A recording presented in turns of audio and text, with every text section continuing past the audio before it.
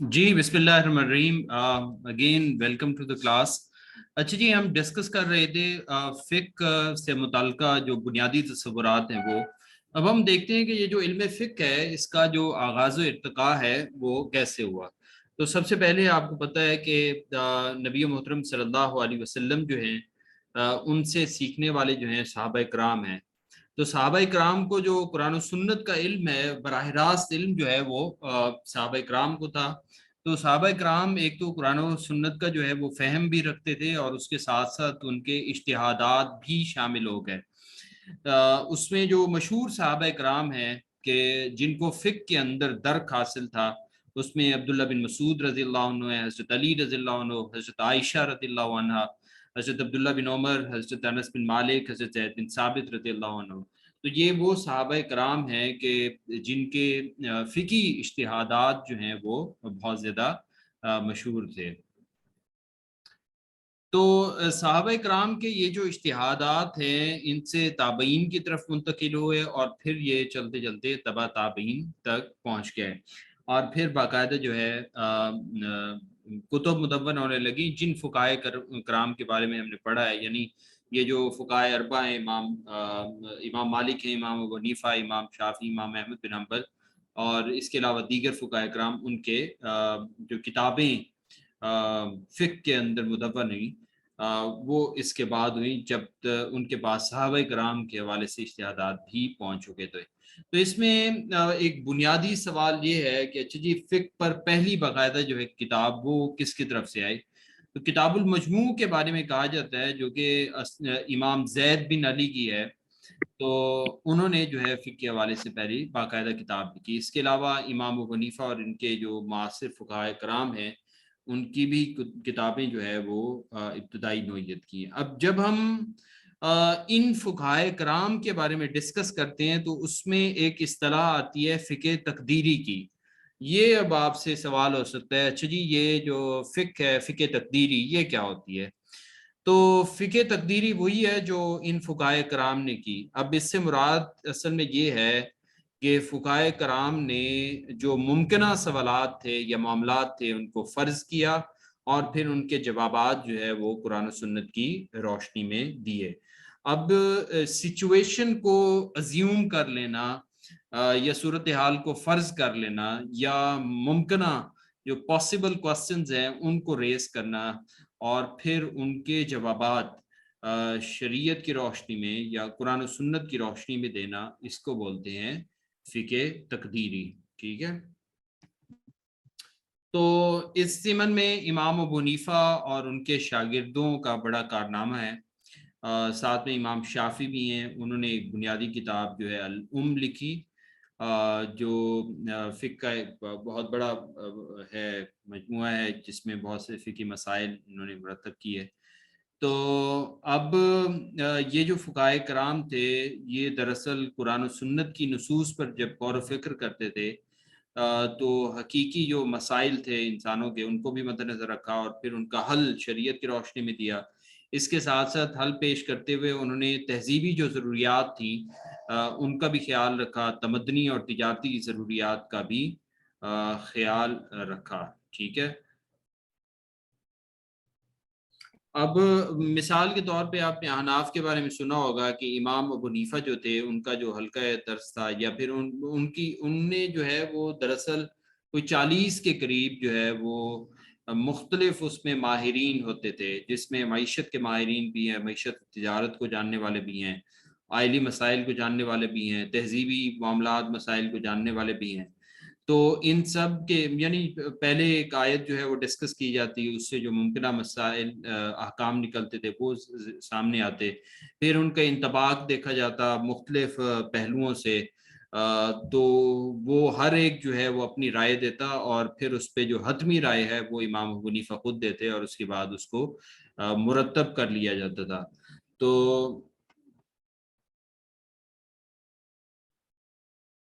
यहाँ तक तो हो गया जी फ़िक़्ह के हवाले से बताई।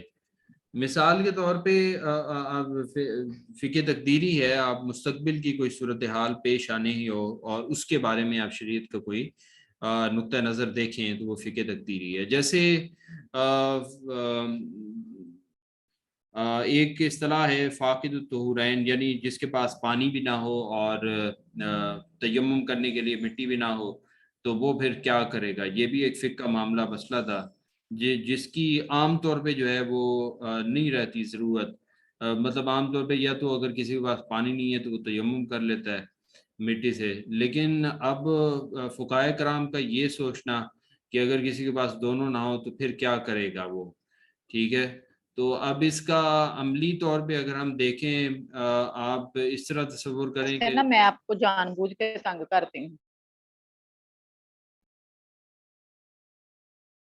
کوئی سوال پوچھے کسی نے؟ نو سر، غلطی سے مائک شاید کسی کا آن ہو گیا تھا. ہاں جی، مائک پلیز آف رکھیں. میں نے پہلے کہا تھا اگر سوال کسی نے پوچھنا تو آخر میں کرے. پہلے بھی ہمارے پاس ٹائم بہت تھوڑا ہے، اس وجہ سے میں نے کافی سپیڈ بھی لگائی ہوئی ہے تاکہ تھوڑے وقت میں ہماری کافی ساری چیزیں کور ہو جائیں. تو کچھ لوگ تو اس سیشن کو پہلے بھی کر چکے ہوں گے اٹینڈ، تو اس لیے کائنڈ آف ریویژن ہے اور ہم اسے اس انداز سے لے کر چل رہے ہیں کہ ہم بڑے بڑے جو سوالات ہیں وہ حل کریں. ٹھیک ہے، تو اب تک کی جو ہماری گفتگو ہوئی ہے اس میں 2-3 سوالات بنتے جو آپ کو پتہ ہونا چاہیے. ایک فقہ سے کیا مراد ہے، ٹھیک ہے، فقہ کا لغوی اور اصطلاحی معنی کیا ہے، اس کی ڈیفینیشن کیا ہے. دوسرے نمبر پہ فقہ اور قانون میں کیا فرق ہے. تیسرے نمبر پہ جب فقہ مرتب ہو رہی تھی تو اس وقت جو ہے وہ دیگر کون سے قوانین تھے، ان کی خصوصیات کیا تھیں. اور پھر جو ہے فقہ کی تدوین کیسے ہوئی، اور اس میں صحابہ کرام ہیں، کون سے صحابہ کرام جو ہے ان کو فقہ کے اندر مقام، یعنی ان کے فقہی اجتہادات ہیں. ٹھیک ہے، یعنی فقہی اجتہادات پیش کرنے والے صحابہ کرام کے نام آپ کو پتہ ہونے چاہیے. اور اس کے علاوہ جو ہمارے فقہائے کرام ہیں جنہوں نے فقہ تقدیری مرتب کی، یعنی مستقبل کے اندر پیش آنے والے جو ممکنہ مسائل ہیں ان کا حل پہلے سے انہوں نے پیش کر دیا. تو یہ کوئی 5-7 جو ہے وہ سوالات ہیں جو آپ اپنے لیے تیار کر لیں فقہ سے متعلقہ. اب ہم آتے ہیں جی اگلے موضوع کی طرف، اور وہ ہے اصول فقہ. تو اصول فقہ سے کیا مراد ہے؟ اصول فقہ سے مراد جو ہے وہ دراصل کچھ قواعد و ضوابط ہیں یا اصول ہیں یہ جن سے کام لے کر ایک فقیہ جو ہے وہ قرآن و سنت اور شریعت کے دوسرے ماخذ کی روشنی میں جو ہے وہ فقہی احکام معلوم کرتا ہے، مرتب کرتا ہے.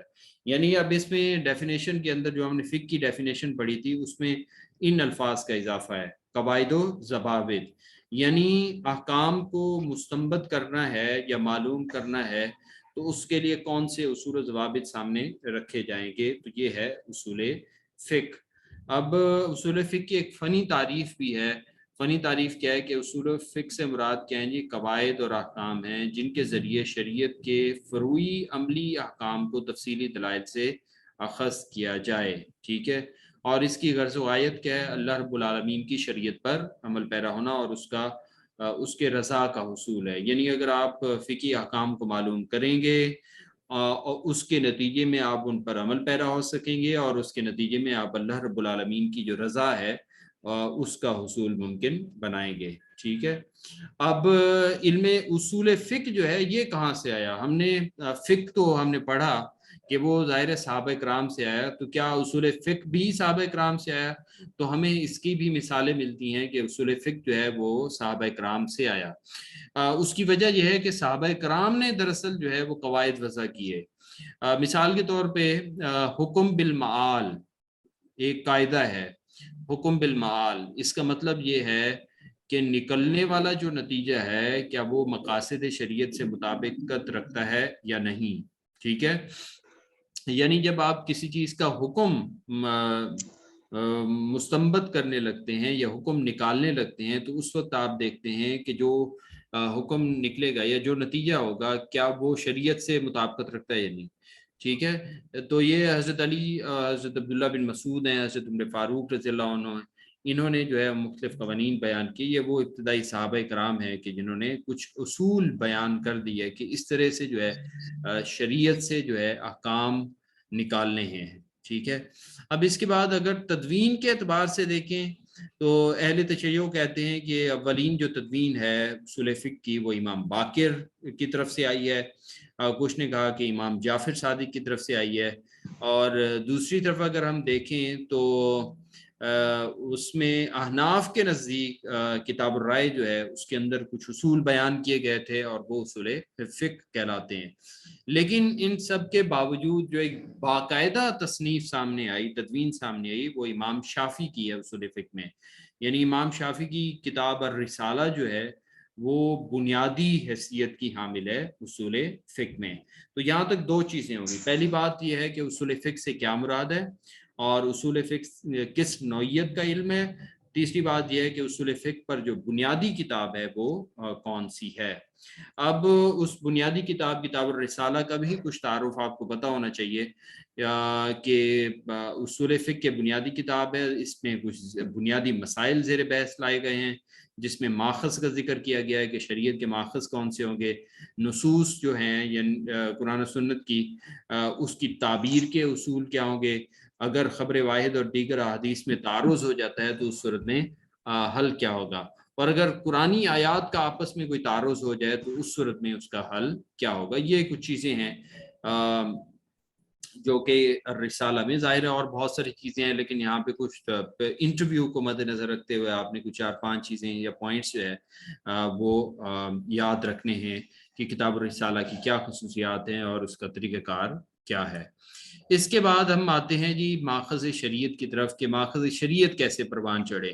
تو آپ کو پتہ ہے کہ ماخذ شریعت جو ہے وہ اس میں سب سے پہلے جو ہے وہ قرآن مجید ہے، اس کے بعد سنت ہے، اس کے بعد اجماع ہے، قیاس ہے، فقہائے کرام کے اجتہادات بھی اسی میں جو ہے وہ آ جاتے ہیں. تو اب آپ دیکھیں کہ یہ پروان کیسے چڑھے. یہاں سوال یہ ہے کہ پروان اگر ٹیسٹ کے اعتبار سے دیکھیں تو آپ اس اعتبار سے لکھتے ہیں اچھا یہ بنیادی قرآن و سنت ہے اور پھر ثانوی جو ماخذ ہیں وہ ہیں اجماع اور قیاس. ٹھیک ہے، آپ تعداد وہاں پہ بتا رہے ہوتے ہیں یا اس طرح. لیکن اگر انٹرویو میں ہو تو وہ تھوڑا ڈسکشن والا انداز ہو جاتا ہے کہ آپ اس طرح بتاتے ہیں کہ دیکھیں یہ ماخذ شریعت جو ہے وہ ایک طرف مفسرین تفسیر پر کام کر رہے تھے، ایک طرف جو ہے وہ احادیث جمع کر رہے تھے محدثین، اور دوسری طرف فقہائے کرام تھے وہ قرآن و سنت میں غور و فکر کر کے جو ہے وہ اپنے اجتہادات بھی کر رہے تھے اور اس کو سمجھنے کی بھی کوشش کر رہے تھے، اور پھر یہ جو نصوص ہیں قرآن و سنت کی صورت میں ان سے احکام مستنبط کر رہے تھے. ٹھیک ہے، لیکن اب یہاں پہ اگلا سوال یہ آئے گا اچھا جی ان کا طریقہ کار ایک جیسا تھا یا مختلف تھا. تو اس میں آپ کو پتہ ہونا چاہیے کہ ان کا جو طریقہ کار تھا جس کو ہم اسلوب کا نام دیتے ہیں تو وہ مختلف تھا. ٹھیک ہے، یعنی کچھ فقہائے کرام نے جو طریقہ کار اختیار کیا وہ منطق استقرائی کا تھا، اور کچھ فقہائے کرام کا جو طریقہ ہے وہ منطق استخراجی کا ہے. ٹھیک ہے، اب منطق استقرائی یا استخراجی کیا ہے، یہ اس کی مختصر سی جو ہے وہ ڈیفینیشن آپ کو پتہ ہونی چاہیے کہ منطق استخراجی جو ہے اس سے مراد کیا ہے کہ پہلے مجرد اصول سوچے جاتے ہیں، یعنی اصول پہلے بنائے جاتے ہیں، پھر ان اصولوں کی روشنی میں جو بقیہ کے جزوی احکام ہیں یا مسائل ہیں وہ معلوم کیے جاتے ہیں. ٹھیک ہے، اگر ہم منطق کے مطلب قدیم اس میں چلے جائیں تو ارسطو کو جو ہے اس کا بانی کہا جاتا ہے. ٹھیک ہے، وہ اس کا طرز استدلال بھی یہی تھا. اور اس کی مختصر ڈیفینیشن کیا ہوتی ہے منطق استخراجی کی، یعنی کل سے جز کا سفر. ٹھیک ہے، یعنی کلی اصول پہلے بنا دیے گئے اور پھر ان کو منطبق کیا گیا کس پہ جی، جزیات پہ. اس کے مقابلے میں جو منطق استقرائی ہے، ٹھیک ہے، وہ کیا ہے جی، جز سے کل کی طرف. ٹھیک ہے، یعنی جزیات سے اصول جمع کیے جاتے ہیں. اب جزیات سے اصول جمع کیے جانے سے کیا مراد ہے، یعنی فقہائے کرام نے یہ غور کیا، بعد میں جو فقہائے انہوں نے اپنے جو اصل فقہائے کرام تھے یعنی احناف ہیں ان کے جب دیکھے فقہی مسائل جو انہوں نے بیان کیے تھے تو انہوں نے غور و فکر کیا کہ انہوں نے کون سے اصولوں کو مد نظر رکھ کر جو ہے وہ استنباط کیا یا استدلال کیا. تو اس کو بولتے ہیں منطق استقرائی. تو کلیات سے جزیات کا سفر منطق استخراجی کہلاتا ہے جس میں پہلے اصول وضع کر لیے جاتے ہیں اور پھر ان اصولوں کو جزیات پر منطبق کیا جاتا ہے. یہاں جو جزیات سے کلیات کا سفر ہے وہ استقرائی کہلاتا ہے کہ جس میں پہلے سے اصول نہیں ہوتے بلکہ جو بیان کردہ احکام ہوتے ہیں ان میں غور و فکر کر کے ایک ایک کر کے اصولوں کو اکٹھا کیا جاتا ہے. تو استقراء ایک طرح سے اکٹھا کرنے کے بھی معنی میں ہے. اب اگر ہم ان دو چیزوں کو سامنے رکھیں، ایک منطق استقرائی اور منطق استخراجی، اور اس کو فقہ کے ضمن میں یا فقہ کے موضوع میں ڈسکس کریں، تو ہمیں یہ دیکھنا پڑے گا کہ کون سے فقہائے کرام ہیں کہ جنہوں نے منطق استقرائی کا طریقہ کار اختیار کیا، یا پھر کون سے فقہائے کرام ہیں کہ جنہوں نے منطق استخراجی کا۔ تو سب سے پہلے ہم آتے ہیں منطق استخراجی کی طرف۔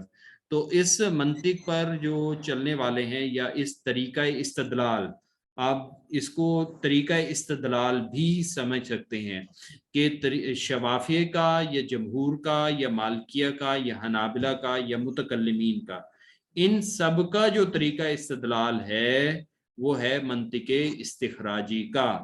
یعنی انہوں نے پہلے اصول وضع کیے، جو میں پہلے بتا چکا ہوں کہ امام شافعی نے الرسالہ کے اصول فقہ پر انہوں نے دراصل استنباط کے اصول واضح کر دیے، ٹھیک ہے۔ اب ان اصولوں کو بنیاد بنا کر ان کو فقہی جزیات پر منطبق کیا گیا۔ اب اس طریقہ کار پر جو کتابیں لکھی گئی ہیں وہ کتاب المعتمد ہے، البرہان ہے، المستصفیٰ ہے، کتاب العہد ہے، ٹھیک ہے۔ تو انہوں نے کیا کیا جی، منطق استخراجی کا طریقہ کار اختیار کیا۔ ایسے ایک طریقہ ہے طریقۃ الاحناف اسے کہا جاتا ہے، اور اس کا دوسرا نام طریقۃ الفقہا بھی ہے۔ اب اس کو طریقۃ الفقہا کیوں کہتے ہیں، وہ اس لیے کہتے ہیں کہ اس میں فقہائے کرام کے اجتہادات کو دیکھا جاتا ہے، اور پھر جائزہ لے کر یہ سمجھا جاتا ہے کہ ان کے ائمہ نے کون سے اصولوں کو مد نظر رکھتے ہوئے جو ہے وہ اپنی آراء دی یا استنباط کیے، ٹھیک ہے۔ اب اس طریقے کے مطابق جو اصول کی کتابیں ہیں وہ اصول جساس ہے، آپ کو پتہ ہے کہ ابو بکر جساس ہیں۔ انہوں نے اپنے یہ جو اصول تھے ان کو عملی طور پہ بھی جو ہے وہ استعمال کیا۔ وہ کہاں پہ کیا جی؟ ابو بکر جساس نے احکام القرآن میں، احکام القرآن جساس، ٹھیک ہے۔ ان کی ایک کتاب اصول جساس بھی ہے، یہ اصول فقہ پر کتاب ہے، یعنی حنفی طریقہ کار کے مطابق جو فقہ کے اصول ہیں وہ اصول جساس میں۔ ایسے اصول بزدوی ہے، اصول سرخسی ہے، امام سرخسی نے، امام بزدوی نے جو ہے وہ اصول پہ کتابیں لکھی، ٹھیک ہے۔ تو یہاں تک ہمارا ایک دوسرا ٹاپک جو ہے وہ مکمل ہو جاتا ہے۔